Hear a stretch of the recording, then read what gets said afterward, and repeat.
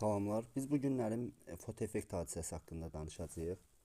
Ümumiyyətlə fotoeffekt nədir, necə baş verir? Bu haqqda çalışacağam daha ətraflı məlumat verim sizlərə. Deməli, bir vaxtlar alimlər elə düşünür ki, işıq sadəcə dalğadır. Amma bir təcrübə bütün fizikanı dəyişdi. İşıq metaldan elektron qopara bilərmi? Qopara bilərsə bunu edən şey nədir? İşığın gücü yoxsa rəngi? Maraqlı bir təcrübə keçirdilər. Qırmızı işıq metal üzərinə düşür, amma heç nə olmur. Amma daha zəif, fərqli rəngli işıq elektronları dərhal qopara bilir. Bənövşəyi işıq. Bənövşəyi işıq düşür, elektronlar çıxır. Niyə? Səbəbi nədir? Bu klassik fizikanın çöküşü anlamına gəlirdi. Klassik fizikaya görə işığın gücü artsa, elektron çıxmalı idi. Amma təcrübələr bunu təkzib etdi. Daha sonra Einstein dedi ki, işıq dalğa kimi yox, hissəciklər, yəni fotonlar kimi davranır. Y bərabərdir H nü. Yəni tezlik nə qədər böyük olarsa, fotonun enerjisi də o qədər böyük olar. Biz bu haqda daha ətraflı danışmağa başlayaq. Einsteinə görə işıq kvantlardan ibarətdir. Bu kvantları foton adlandırdı. Foton. Foton nədir? Foton sükunət kütləsi 0, elektrik yükü 0 olan bir zərrəcikdir. Foton istənilən hesablama sistemindən nəzərən sürəti sabit olub, işığın vakuumdakı sürətinə bərabərdir. Yəni, fotonun sürəti S bərabərdir 3 vur 10 üstü 8 metr böl saniyədir. Foton bölünməz zərrəcikdir. Foton enerjiyə malikdir. Y bərabərdir H nü. Nü də açsam mən olur HS böl lambda. O da bərabərdir MC kvadrat verir. Və bizim o məşhur düsturumuz MC kvadrat. Biz dedik ki, foton sükunət kütləsinə malik deyil, amma foton hərəkətdə impulsu var. P bərabərdir MC. O da bərabərdir enerji ilə ifadə eləsək Y böl S. O da bərabərdir H nü böl S-yə. Bunu daha da açmaq olar, uzatmaq olar, amma mən düşünmürəm ki, buna ehtiyac yoxdur. Foton vakuumdan mühitə keçəndə sürət və dalğa uzunluğu mühitin sındırma əmsalı dəfə azalır. V bərabərdir S böl N. İmpulsu da sındırma əmsalı dəfə artar. Tezliyi, periodu və enerjisi dəyişməz. Nü, T və Y dəyişməyəcəklər, sabit qalacaqlar. Konstant. Planck fərziyyəsi var. Planck fərziyyəsi deyir ki, atomlar elektromaqnit enerjisini ayrı-ayrı porsiyalar, kvantlar şəklində şüalandırır. Bu bizim Planck fərziyyəmizdir. Fotoeffektin 3 qanunu var. Bu qanunlar nələrdən ibarətdir? Biz onlara baxacağıq daha ətraflı. Ümumiyyətlə, fotoeffekt nədir? Fotoeffekt nədir? Nədir? Fotoeffekt nədir? İşığın təsiri ilə maddədən elektronların qopması hadisəsi fotoeffekt adlanır. Fotoeffekt üçün volt-amper xarakteristikasının qrafikini çəkəsi olsaq, İ-nin U-dan. Təqribi belə bir qrafik çəkəcəyik.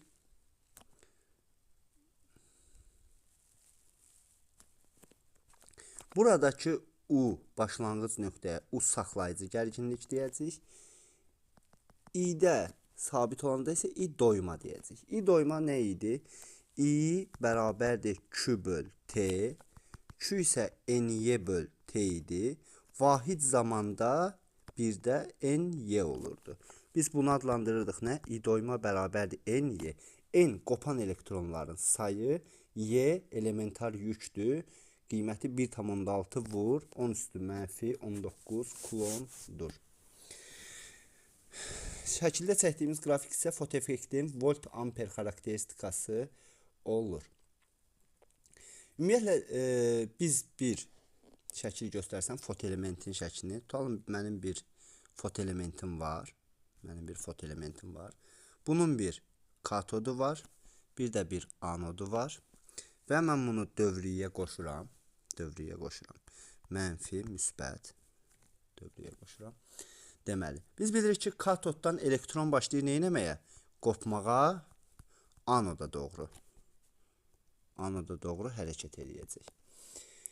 Qrafikdən də görünür ki, katodla anod arasındakı potensiallar fərqi müsbətdirsə, katod üzərinə düşən işığın intensivliyinin sabit qiymətində elektrodlar arasında gərginliyi artırsaq, cərəyan şiddəti əvvəlcə artır.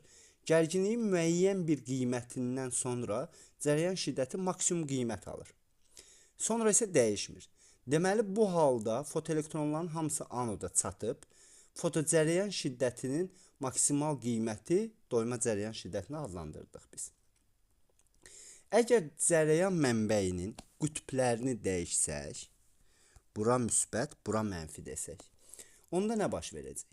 Cərəyan mənbəyinin qütblərini dəyişsək, katod müsbət yük veririk, elektronlar elektrik sahəsi tərəfindən tormuzlanır. Yəni, buradan çıxan elektronlar başlayır nə etməyə? Tormuzlanır. Çünki artıq onlar nə bilirlər? Elektron mənfidir axı, müsbətə doğru hərəkət etmək istəyir. Nəticədə fotocərəyan şiddəti azalır və gərginliyin müəyyən, yəni U saxlayıcı qiymətində sıfıra bərabər olur. Həmin gərginlikdə fotoelektronlar anoda çatmayaraq geriyə dönür. Katodun üzərinə qayıtmaq istəyirlər. Bax, burada sizə göstərim. Geriyə qayıtmaq istəyirlər elektronlar. Fotoelektronların anoda doğru hərəkətini saxlayan U saxlayıcı gərginlik, ümumiyyətlə gərginliyi saxlayıcı gərginlik adlandırırıq. Saxlayıcı gərginliyin qiyməti fotoelektronların maksimal kinetik enerjisindən asılıdır. Burada düsturu verək. Y kinetik bərabərdir. Y U saxlayıcı. Bu deyir mv kvadrat böl 2 bərabərdir p kvadrat böl 2m. O da bərabərdir y u saxlayıcıya. Təbii ki, bunun sürətini də çıxartmaq olar. Ona ehtiyac görmürəm. Saxlayıcının y kinetikdən asıllığı qrafiklərini verim sizə. Saxlayıcı v-nin p-dən kvadratik. Həmçinin öz növbəsində v ilə p-də maksimal qiymətləri U saxlayıcıdan kvadratik olur. Fotoeffekt üçün Einstein tənliyini versək, Y foton, bir başlıq yazaq, Einstein tənliyi,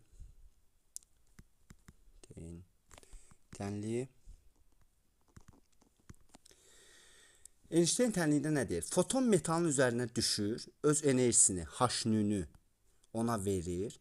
Elektron bu enerjinin bir hissəsini çıxış işinə sərf edir. Qalanını kinetik enerji ilə metalı tərk edir. Yəni, Y foton bərabərdir A çıxış plus Y kinetik max. Fotonu açsam, foton enerjisini daha doğrusu, H-nü bərabərdir. Çıxış işi üstə gəl mv max kvadrat böl 2 kimi yaza bilərəm. Və ya A plus Y U saxlayıcı da mən yaza bilərəm. Əgər bunu dalğa uzunluğuna yazsam, HC bölü lambda bərabərdir A plus mv max kvadrat böl 2 və ya A plus Y U saxlayıcı kimi də yaza bilərəm. Burada A çıxış işi adlanır. Vahidi A çıxış işidir. Vahidi 1 elektron voltdur və ya 1 jouldur.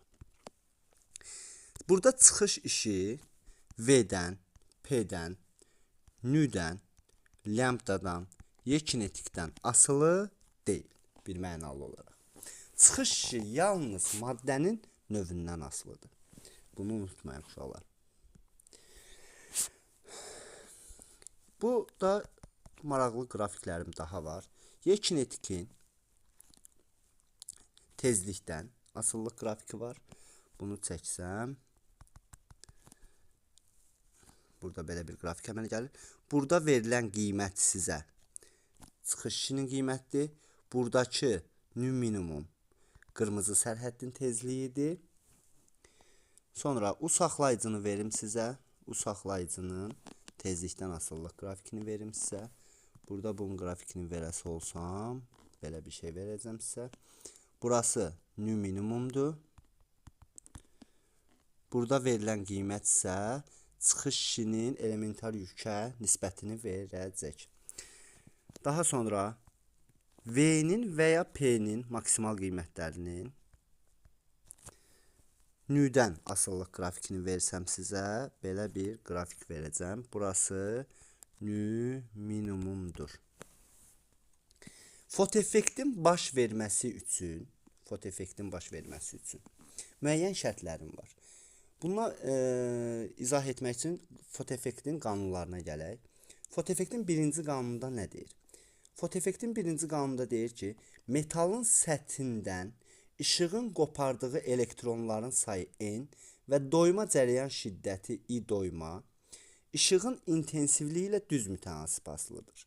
Yəni N I doyma intensivlikdən düz asılıdır. Və N I doyma nüdən, lambdadan, U saxlayıcıdan, Y kinetikdən, V'dən, P'dən asılı deyil. Sabitdir. Asılı deyil. Bu fotoeffektin birinci qanunu adlanır. Yəni N I doyma yalnız İ'dən düz asılıdır. Fotoeffektin ikinci qanunu. Bu birinci qanunuydu. Fotoeffektin ikinci qanunu bizə nə deyir? İkinci qanun bizə deyir ki, fotoelektronların maksimal sürəti Vmax və ya maksimal impulsu Pmax və ya kinetik maksimumu U saxlayıcı fotonun enerjisi ilə və ya nü ilə və ya 1 / lambda ilə düz asılıdır. Və həmçinin Vmax, Pmax, Y kinetik max, U saxlayıcı intensivlikdən asılı deyil. Bu bizim fotoeffektin ikinci qanunuydu. İndi gəlirik üçüncü qanuna. Fotoeffektin üçüncü qanununda deyir ki, hər bir maddə üçün fotoeffektin baş verməsini müəyyən edən qırmızı sərhəddi mövcuddur. Bir daha təkrar edirəm. Hər bir maddə üçün fotoeffektin baş vermə şərtini müəyyən edən qırmızı sərhəddi mövcuddur. Fotoeffektin baş verməsi üçün fotonların enerjisi çıxış işindən böyük bərabər olmalıdır. Bu nə deməkdir? Bu o deməkdir ki, yəni A bərabərdir H nü minimuma. Buradakı nü minimum qırmızı sərhəddin tezliyi və ya HC böl lambda max. Lambda max qırmızı sərhəddin dalğa uzunluğudur. Bu hansı düstura görə gəlir? C bərabərdir lambda nüyə görə. Yəni lambda ilə nü burada tərs asılıdır. Buradakı nü minimum bərabərdir A böl H-a. Bu arada H burada Planck sabitidir. Lambda max isə bərabərdir HC böl A-ya. Deməli, fotoeffektin baş verməsi üçün Y foton enerjisi böyük bərabər olmalıdır A çıxışdan. Onda mən yenidən Einstein tənliyimi yazsam, yəni Y foton bərabərdir A çıxış üstəgəl Y kinetik. Y fotonun yerinə H nü, A çıxış işinin yerinə H nü minimum, Y kinetikin yerinə Y U saxlayıcı yaza bilərəm. Onda nə baş verir? Nü maddənin üzərinə düşən işığın tezliyi, nü minimum qırmızı sərhəddin tezliyi, Y U isə U saxlayıcının verir bizə saxlayıcı gərginliyi, kinetik enerjinin yerinə yazırıq. Və biz deyirik ki, nü minimumla, yəni qırmızı sərhəd tezliyi ilə lambda maksimum yalnız maddənin növündən və ya metalın növündən asılıdır. Yəni Nüdən, lambdadan, U saxlayıcıdan, Y kinetikdən, Maxdan, V'dən, P'dən asılı deyirlər. Amma nüminimum açılışdan düz asılıdır. Lambda max açılışdan tərs asılıdır. Burada sizə daha bir məlumat vermək istəyirəm. Deməli, burada vacib məlumatdır. Biz yuxarıda danışdıq əslində bu haqda birazca. Fotoelementin deməli katoddan elektronların qopmasından saxlayıcı gərginliyin yaranmasını. İndi yenidən bir məlumat vermək istəyirəm. Tutalım ki, mənim yenə fotoelementimi çəkirəm. Yenə bir katodu var, anodu var. Katod, anod. Və bunu qoşuram mənbəyə. Təbii ki, işığın təsiri ilə mən nə edəcəm? Elektronları qopartmağa çalışacağam. Mənfi, müsbət. Bu zaman cərəyan nə edir? Cərəyan müsbətdən mənfiyə doğru gəlir də, düzdür? Bunlar mənim ilərimdir. Cərəyanımdır. Bu zaman elektronlar bərabər yeyinləşən hərəkət edir. Elektron bərabər yeyinləşən hərəkət edir. Yəni, Y kinetik anodun bərabərdir Y kinetik katodun üstəgəl YU. Yox, əgər mən bunun qütblərini dəyişsəm, yəni bura müsbət, bura mənfi versəm, onda cərəyan I başlayacaq belə axmağa. Bunda nə baş verəcək? Burada baş verəcək elektronlar bərabər yavaşlayan hərəkət edəcək. Elektronlar bərabər yavaşlayan hərəkət edər. Y kinetik anodun bərabərdir. Y kinetik katod çıxacam YU.